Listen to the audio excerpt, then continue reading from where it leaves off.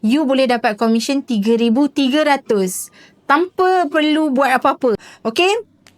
Komisen ni pula kita berbesar hati bagi kita berbesar hati sebab kita bagi you sampai 5 tier. 5 tier ni bermaksud you ni akan rekrut 10 orang sahaja. Kita target satu keluarga makan lah. Katalah jiran you tadi, kita target dia duduk sini, dia makan RM100 je sebulan. And kita anggaplah 10% daripada RM100,000 ni yang pergi makan. So darab dengan RM100, darab dengan RM10,000 yang pergi makan, darab dengan 0.33% tadi. So dapat RM, saya shortcut lah ya, 3,300.